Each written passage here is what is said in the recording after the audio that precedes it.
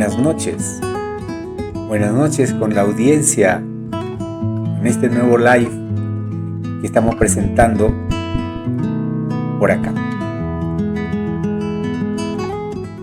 Buenas noches, no sé si me logran visualizar. Estamos presentándonos nuevamente para poder conversar un poco sobre lo que es la salud. ¿No? Bueno, lo que me ha dejado pensando es de cómo la hipertensión arterial está creciendo en nuestra población, ¿no? La hipertensión arterial a toda edad, ¿no? Así como la diabetes también a toda edad. Antes decíamos que la hipertensión arterial era patrimonio de las personas de edad, pero no es así. Actualmente sabemos que la hipertensión arterial ya se está presentando en adolescentes, ¿no? En adolescentes, se está presentando en jóvenes y muchas veces pasan desapercibidos. Esto es muy lamentable, ¿no? Muy lamentable porque debería de hacerse el descarte a tiempo, de tal modo que podría prevenirse. Sin embargo, estamos observando que la hipertensión está creciendo. Hemos recibido hace 2 semanas atrás un joven de 17 años de edad. 17 años de edad que acudía a consulta porque había sido evaluado en gastroenterología. Porque él presentaba problemas gastrointestinales, náuseas, un poco de asco por los alimentos y estaba comiendo un poco menos, ¿no? Un poco menos, estaba bajando de peso y eso le preocupaba. De pronto el gastroenterólogo le solicita los exámenes de laboratorio y encuentra que estaba con los nitrogenados, que es la urea y la creatinina elevadas, lo que llamamos el estado de uremia, ¿no? El estado de uremia. Y eso es precisamente lo que ha conllevado a que él pueda pasar por la consulta nefrológica, ¿no? En la consulta nefrológica se determina que él tenía las elevaciones ya de urea, creatinina en el grado 4 o 5 de insuficiencia renal y ameritaba ya ingresar a diálisis. Lamentable, ¿no? Lamentable.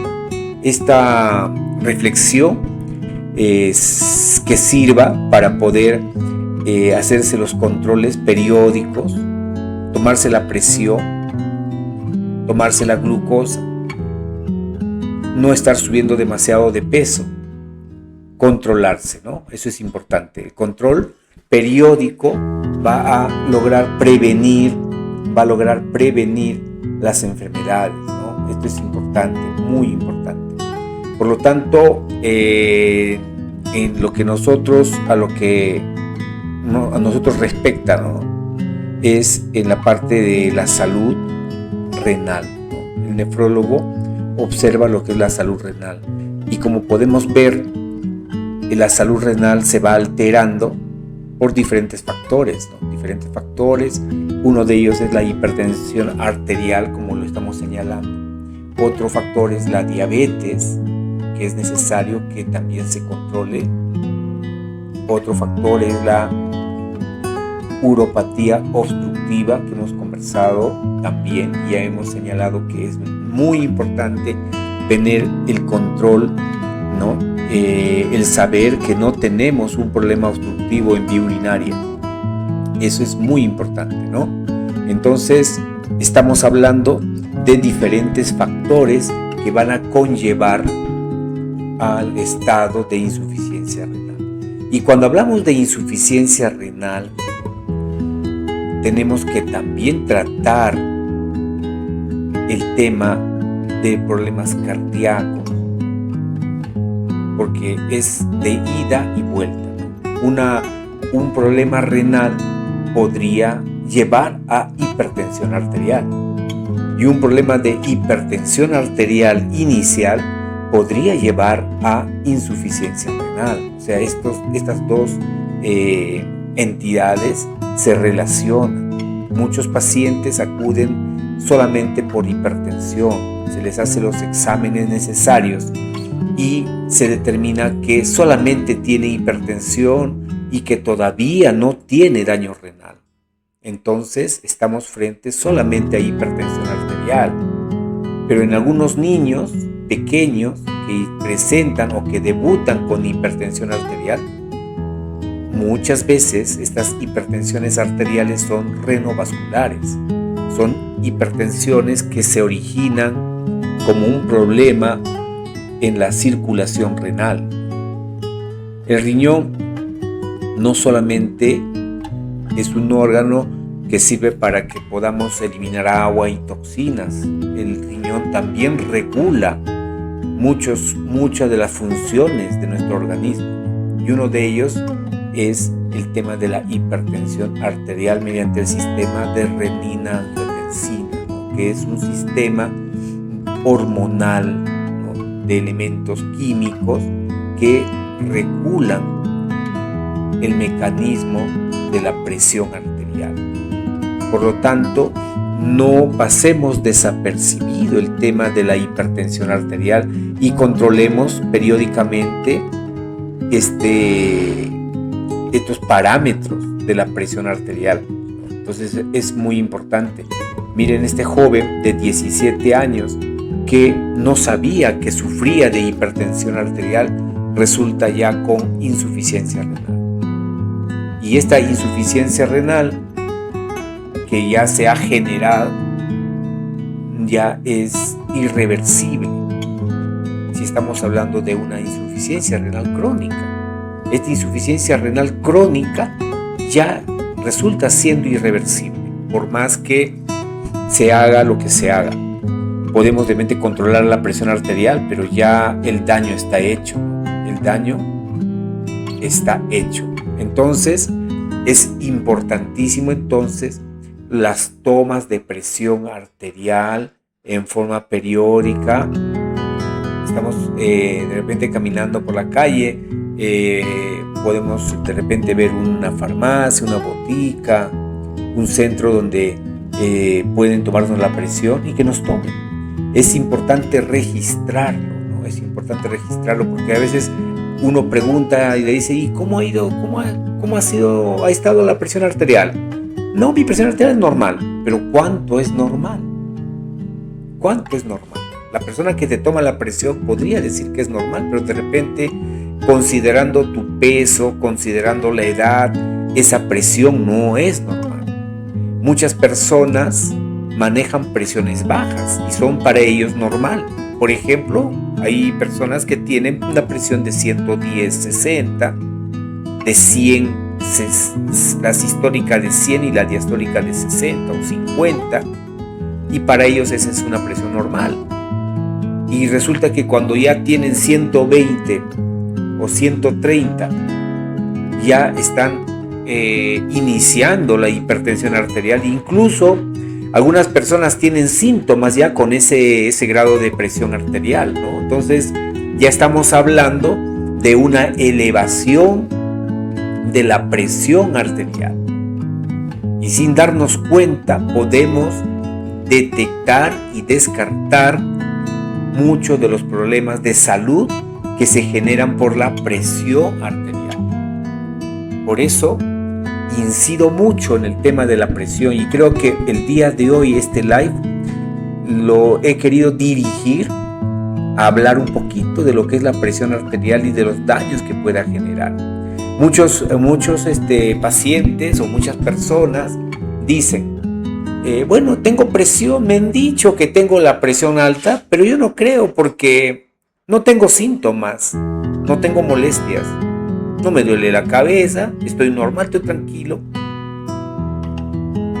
Y entonces muchas veces dejan de tomar sus medicinas, ¿no? Dejan de tomar sus medicamentos o de repente ni acuden a buscar una atención, ¿no? Entonces eso ya está conllevando a que haya un descuido en cuanto al tema de la hipertensión. Si nosotros visitáramos las unidades de diálisis, encontraríamos mucha gente que ha cursado con hipertensión arterial en sus inicios y que ahora se encuentran en diálisis.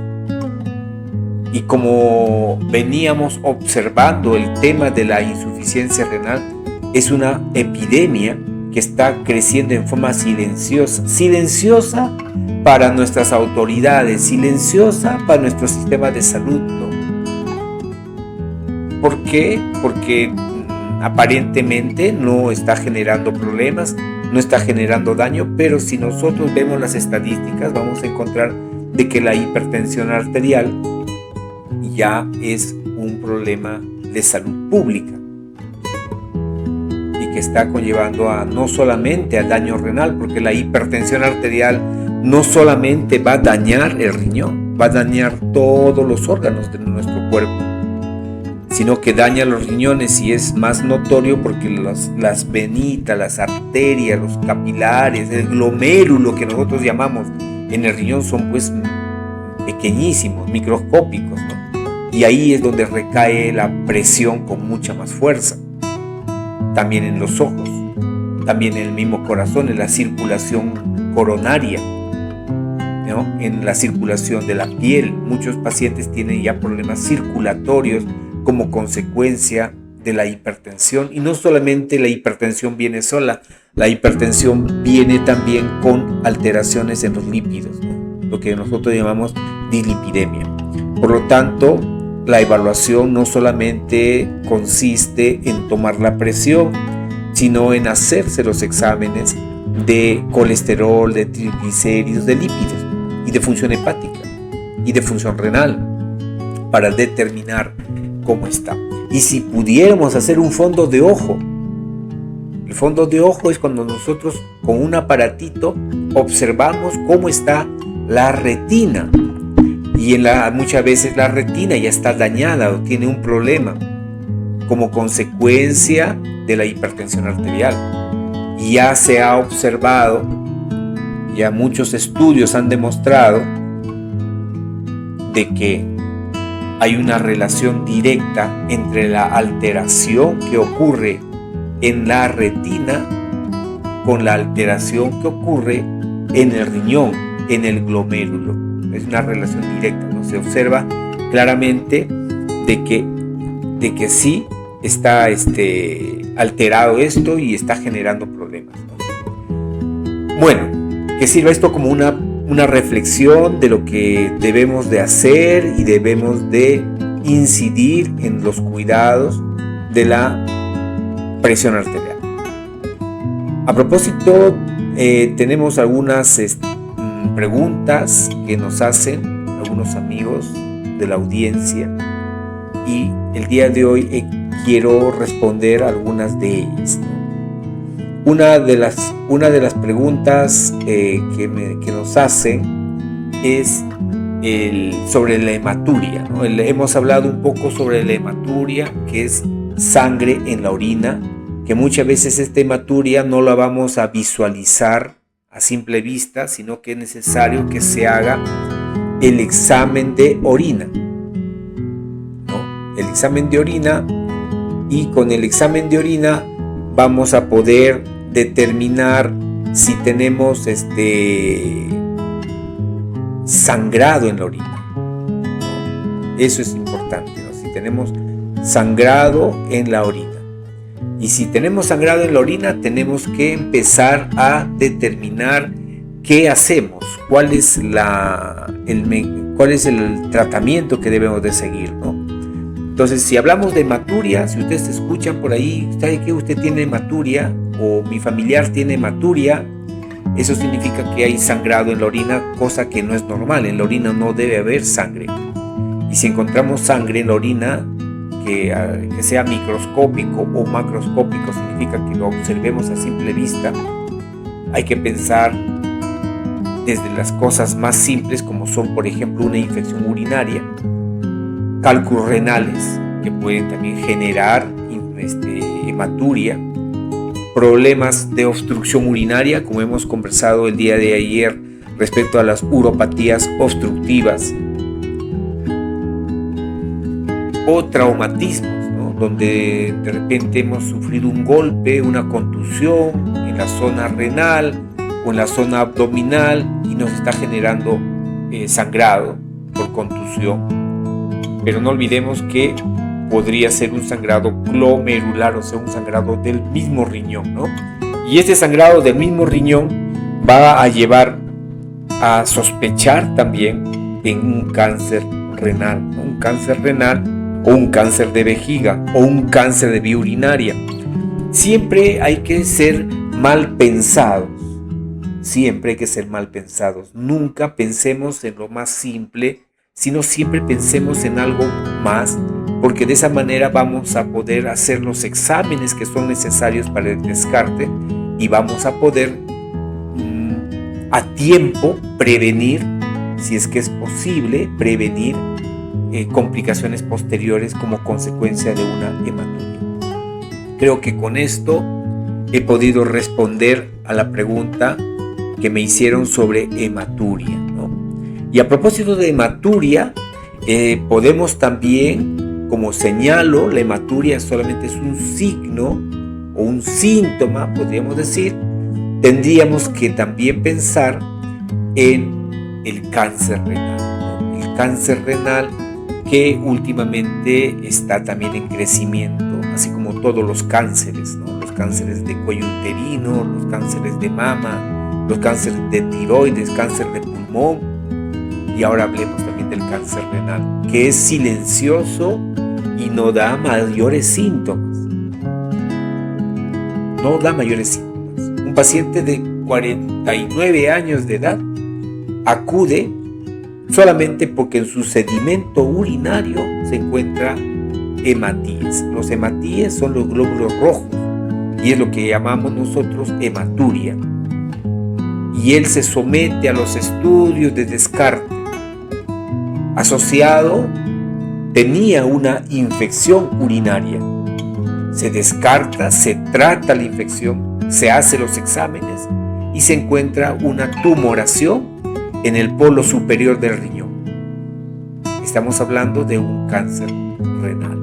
Cuando después ya se hace la extirpación, porque en este caso sí hay que extirpar el riñón, se lleva a patología y se encuentra que efectivamente era un cáncer renal, ¿no? Entonces es importantísimo que tomemos en cuenta que el cáncer renal puede presentarse y muchas veces puede pasar hasta desapercibido. No necesariamente va a tener mayor signología o sintomatología que podría sorprender a la persona, ¿no? Sino con los exámenes de laboratorio. Bueno, con esto, con respecto a cáncer renal, estamos ya explicando el tema, pero no solamente tomemos en cuenta pues la hematuria, porque cuando hay cáncer muchas veces hay debilidad, hay cansancio, hay fatiga, el paciente se siente cansado, pese a que no ha hecho nada, dice: doctor, yo me siento cansado, como que hubiese trabajado, como que hubiese caminado un montón. El dolor en la zona lumbar, en la zona de la espalda, por el aumento del volumen renal, puede originar un dolor, una pérdida de peso sin causa aparente, ¿no? Sin causa aparente. Son algunos de las señales de alerta que debemos de tomar en cuenta cuando estamos hablando de un cáncer renal, ¿no? Espero con esto haber respondido a la pregunta de que cómo podemos sospechar en un cáncer renal. ¿Cómo podemos sospechar en un cáncer renal?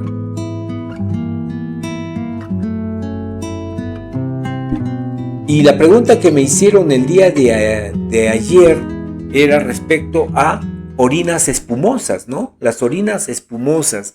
Nos decían: doctor, ¿qué puedo hacer si yo encuentro orinas espumosas, ¿no? Entonces, cuando nosotros observamos orinas espumosas, no hay que ignorar esta signología, ¿no? Estamos observando que la orina hace espuma y se queda y permanece por un buen tiempo esta orina espumosa. Entonces, cuando hay espuma en la orina es frecuente y no desaparece y puede ser señal de pérdida de proteínas. Y eso no es normal en los riñones sanos. Cuando hay pérdida de proteínas, no es normal en riñones sanos. ¿Qué indicaría? Que hay un daño en el riñón. ¿Qué ameritaría? Que se hagan los estudios necesarios, ¿no? Que se empiece a dilucidar cuáles son las causas, las variantes, hacer una ecografía, observar el riñón, observar la función del riñón. Muchas veces estas orinas espumosas ya son consecuencia de una disminución del funcionamiento renal. Entonces, tomemos en cuenta y tomemos muy en serio el tema de las orinas espumosas, ¿no? ¿Y qué hacemos, no? ¿Qué hacemos? Tenemos que primero ir descartando, ¿no? Ir descartando si es realmente estas orinas espumosas realmente corresponden a un daño renal. ¿Qué cosa puede producir orinas espumosas? Deshidratación. De repente no tomamos la cantidad de líquido necesario durante el día, hacemos nuestras actividades cotidianas, pero no estamos hidratándonos adecuadamente. Podría ser, ¿no? Y lo segundo, observar si estas orinas espumosas son todos los días, o solamente un día, o solamente en la tarde, después de trabajar, y al día siguiente no ocurre eso. Entonces ya estaríamos hablando de repente de que no es un daño renal, sino es consecuencia de otras causas, como estamos conversando, ¿no? El tema de que no hay una buena hidratación, ¿no? Y es importante entonces hacerse los exámenes de laboratorio para poder determinar si esto corresponde o no a un daño renal. Acá me preguntan, hay una pregunta. CEPAM.79. Yo tengo todo eso, cansancio, pérdida de apetito, y me diagnosticaron con un cálculo renal de 6 milímetros. El cansancio y la pérdida de apetito son signos y síntomas, ¿no? Que, puede presentarse en diferentes entidades, no necesariamente por el cáncer renal. Con esto yo no quiero alarmarlos tampoco si ustedes presentan o tienen este tipo de problema, ¿no? Pero acá no es para alarmarnos, sino para buscar una alternativa de solución, ¿no? La disminución del apetito puede corresponder a diferentes factores, desde la depresión, desde de repente alteraciones en otros órganos, como de repente alteraciones hepáticas, alteraciones gastrointestinales, diferentes tipos de alteraciones que pueden disminuir el apetito.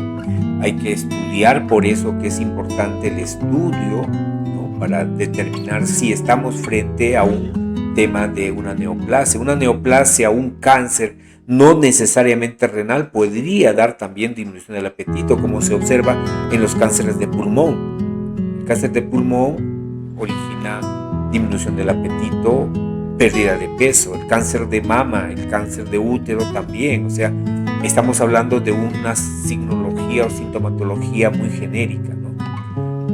Desde la depresión, ¿no? La depresión es una enfermedad que se está difundiendo también demasiado y que está originando alteraciones en el aparato digestivo, alteraciones en la parte mental de las personas, ¿no?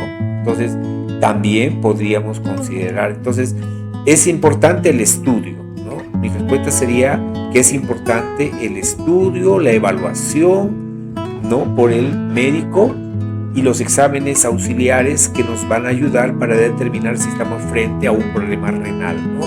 A un alteración en el funcionamiento del riñón, que también podría originar disminución del apetito, disminución de peso, ¿no? Bueno, continuemos entonces. Estamos hablando entonces de orinas espumosas y hay una pregunta que me hicieron que de repente no está muy relacionada de repente con el tema renal, pero que se ve con mucha frecuencia en nuestros pacientes. Ustedes saben que cuando hay insuficiencia renal, nuestros pacientes tienen dificultad para poder eliminar líquido. Y cuando hay una alteración, una disminución en la eliminación de líquido, entonces se empiezan a hinchar. Y una forma de acumulación de líquido, aparte de la parte pulmonar, que es a veces fusión pulmonar, líquido en el pulmón, que le llaman frecuentemente, también es líquido en la cavidad abdominal, que se llama ascitis, ¿no? Ascitis es el líquido en la cavidad abdominal, ¿no? Entonces, muchos pacientes acuden a la diálisis queriendo bajar este volumen de líquido, ¿no? Acá hay una preguntita, a ver, que quiero responder. Evel me pregunta, doctor, una pregunta, ¿por qué en la mañana me siento como si tengo una inflamación de vejiga? Que tengo una inflamación de vejiga. Bueno, cuando hay una cistitis, llamaríamos una cistitis, que es una inflamación de vejiga, a veces hay frecuencia urinaria, ¿no? Frecuencia urinaria, ardor al orinar, frecuencia o dolor, ¿no? O dificultad para miccionar, porque la orina no sale con facilidad, ¿no? Esos son signos que podrían ocurrir, y es necesario igual el examen de orina, la evaluación, y una cistitis pues se trata con antibióticos, ¿no? De acuerdo a lo que tenga. Si se puede hacer un cultivo de orina, sería muy bueno, ¿no? Sería ideal. Bueno, hablemos del tema de la citis. La citis es cuando se acumula líquido en el abdomen. Muchos pacientes acuden a la diálisis, quieren bajar eso, pero es importante también estudiar la citis, ¿no? Si la citis es solamente porque el riñón no está botando los líquidos necesarios y se acumulan en el abdomen, o hay una alteración en el hígado, ¿no? Entonces, ¿para qué sirve la paracentesis? Para quitar un poco de líquido, y es muy útil porque podríamos estudiar ese líquido para determinar si tenemos o no tenemos un problema hepático, porque hay un síndrome que nosotros llamamos el síndrome hepatorrenal, donde existe acumulación de líquido y hay una enfermedad asociada en el hígado, ¿no? Asociada al problema renal.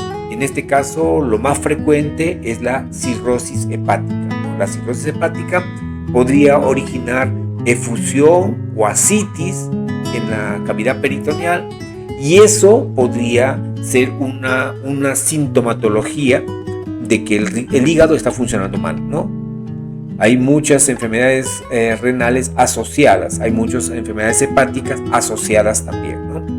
Entonces, ¿qué es lo bueno de la paracentesis? Que nos sirve para extraer líquido, porque alivia la presión abdominal, porque cuando el abdomen se llena de líquido es muy doloroso, ¿no? Es muy doloroso, y los pacientes incluso no pueden dormir, ¿no? No pueden dormir de cúbito dorsal, tienen que ponerse de costado también le cuesta, y si el líquido se acumula en mucho volumen, va a originar una dificultad respiratoria, ¿no? Ya se va asociando a una dificultad respiratoria, ¿no? Entonces es importante por ello la paracentesis, porque va a permitir, 1, bajar la presión abdominal, 2, va a permitir estudiar ese líquido, ¿no? Si es un líquido infeccioso, es un líquido por exudado, bueno, hay diferentes tipos, ¿no? Entonces sí nos va a permitir ayudar, ¿no? Entonces, este estudio o este procedimiento que nosotros llamamos de paracentesis va a servir para poder extraer un poco de líquido y de esa manera poder bajar la presión abdominal, ¿no? La presión abdominal. Muy bien, yo creo que con esto hemos respondido a algunas de las preguntas que nos han planteado algunos pacientitos, ¿no? Y con mucho gusto, soy el doctor Iván Ramos, médico nefrólogo, que está a su servicio, tratando de responder algunas preguntas y tratando de que tengamos menos pacientes con insuficiencia renal, ¿no? Menos pacientes, tratando de aportar con un granito de arena y mejorar la salud, ¿no? Mejorar la salud. Bueno, creo que hemos por hoy concluido con este live.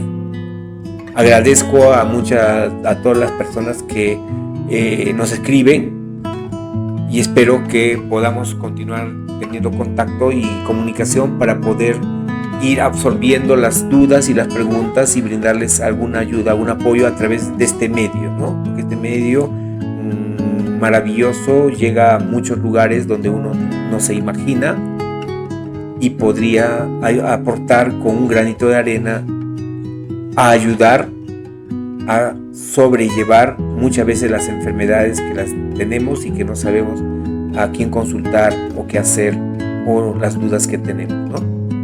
Que tengan un buen día. Cuídense mucho y estamos hasta el próximo live que podamos presentar. Muchas gracias.